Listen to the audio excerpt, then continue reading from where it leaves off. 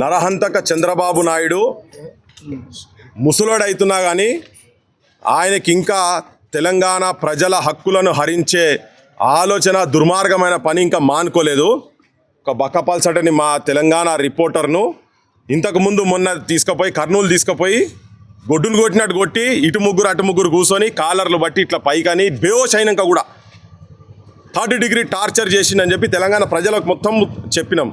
ఏది తనకై తన అడిగిపోతే దొంగ కేసు పెట్టి అక్కడ కూడా దొంగ కేసు పెట్టి ఇవాళ మళ్ళీ ఇంకొక దొంగ కేసు, అదేదో రాజ్యాంగాన్ని తిట్టిందని అని దొంగ కేసు పెట్టి తీసుకొని పోయి విజయనగరం తీసుకొని పోయి మరి ఎన్కౌంటర్ చేద్దాం అనుకున్నారో ఏమనుకున్నారో మాకు ఎరకలే. కానీ ఈ లోపల మా వాళ్ళందరూ మా మీడియా సోపతోళ్ళందరికీ తెలియగానే ఇటు కురుకొచ్చి కూర్చున్నాక వాళ్ళు వచ్చినాక అందరు సెల్ ఫోన్లు గుంజుకున్నారు ఫస్ట్. మళ్ళీ మేము గడబడి చేసిన తర్వాత సెల్ ఫోన్లు ఇచ్చిండ్రు. ఎవరు అందరు లోపటేస్తాం రా నాయన అంటే అందరు లోపటేరి మా మీద కూడా కేసులు పెట్టి నడువు మేము కూడా వస్తామని చెప్పాను. అందరు సిద్ధమైన తర్వాత ఇక వాళ్ళు దిగొచ్చారు. మళ్ళీ ఇప్పుడు దిగొచ్చి అలా పై ఆఫీసర్లతో మాట్లాడారు. మరి ఇదంతా ఎటుపోతుంది ఏందనుకున్నారో ఏందో తెలియదు.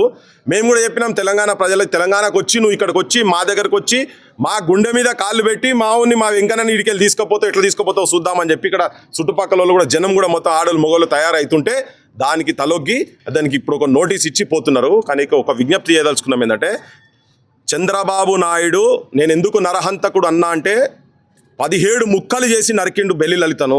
గద్దరన్న మీద 6 తూటాలు గుచ్చిపిచ్చిండు. తెలంగాణలో పల్లెలా దమనకాండ చేసిండు ఇక్కడ మొత్తం చంద్రబాబు నాయుడు. ఇప్పటికీ ఆయన మారతలేడు. తెలంగాణ మీద ఏం కషో తెలియదు కానీ మీకేమైనా రాజకీయపరమైనటువంటి పంచాయతీలు ఉంటే మీరు చూసుకోరు. కానీ ఒక పత్రికా రిపోర్టర్ల మీద వాళ్ళకు నిజంగా ఏమైనా మాట్లాడేది ఉంటే నిజంగా వాళ్ళు కానూన్ ప్రకారంగా దోషులు అయ్యేటటువంటి సెక్షన్లు ఏమైనా ఉంటే పెట్టండి.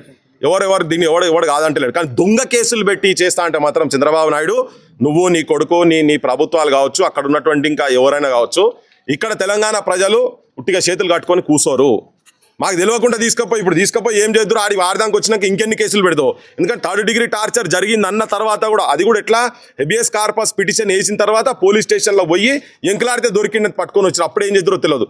ఇప్పుడు ఆడిపోయినాక ఇంకేమేం కేసులు పెడతారో తెలియదు. కానీ దౌర్భాగ్యం ఏంటంటే ఆయన దగ్గర శప్రాజ్గిరి చేసినటువంటి ఆయన ఇక్కడ ముఖ్యమంత్రి అవుడు. ఇది ఒక తెలంగాణకు దౌర్భాగ్యమైన పరిస్థితి.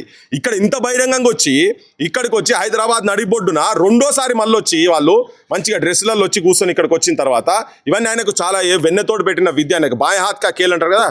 Chandrababu Naidu is an encounter specialist. తెలంగాణలో అట్లా చాలా మందిని ఎన్కౌంటర్ చేసినటువంటి ఆయనకు ఆ పేరు చాలా ఉన్నది. ఆయన వెనుక చరిత్ర చెప్తే అది చాలా పెద్దగా ఉంటుంది ఆయనది. సో ఇప్పుడు తెలంగాణ ప్రజలను, తెలంగాణ పాత్రికేయులను కనుక నువ్వు ఏలు పెడితే మాత్రం అది యూట్యూబర్ కానీ ఇంకెవరన్నా కానీ ఇక్కడ జనంగా కావచ్చు, మేము ఇక్కడ ఊకునే పరిస్థితి లేదు. మీరు ఎంతమంది మీద కేసులు పెడతారో ఏం పెడతారో తెలంగాణ ప్రజలు చూస్తున్నారు. ఇవన్నీ మీరు మానుకోకపోతే మాత్రం ఇక మీరు మళ్ళీ హైదరాబాద్ కూడా రానియం బిడ్డ, గుర్తుపెట్టుకోరి. శనివారం ఆదివారాలు మీరు ఇక్కడికి వస్తారు కదా, పెండ కొడతాం, రాళ్లతో కొడతాం. మీరు ఇట్లనే కనుక చేసి మా వాళ్ళని కనుక ఎంబడిపడి ఇక్కడ నుంచి ఇల్లీగల్ కేసులు కనుక పెట్టే ప్రయత్నం చేస్తే మా పోలీసు వాళ్ళు, మా తెలంగాణ ప్రభుత్వాన్ని కూడా చెప్తున్నా, ఇక్కడ పోలీసు వాళ్ళు ఏందా ఆయనకు సెక్యూరిటీ ఇచ్చేది ఎక్కడిది? చంద్రబాబుకు సెక్యూరిటీ ఇక్కడ 40 మంది అట. వాళ్ళ జీతాల పైసలు పెడితే ఒక 500 మందికి ఇక్కడ కళాకారులకు, తెలంగాణ గురించి కొట్లాడిన కళాకారులకు వాళ్ళకు జీతాలు ఇవ్వచ్చు.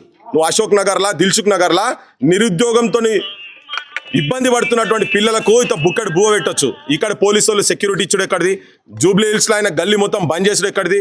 మీరు ఇక్కడ తీసుకొచ్చి పెట్టి ఇక్కడోళ్ళను, ఇక్కడున్న రిపోర్టర్లను హింసించే ప్రయత్నం చేస్తే చంద్రబాబు నాయుడు కావచ్చు, ఆయన ప్రభుత్వానికి చెప్తున్నాం, మేము ఒక హెచ్చరిక కూడా చేస్తున్నాం. పబ్లిక్ను తిరగబడే స్థాయి దాకా తీసుకోపోకండి. తెలంగాణ నైజమే చూస్తారు, మంచికి గొంగడేస్తారు, లేకపోతే గొడ్డలు పడతారు.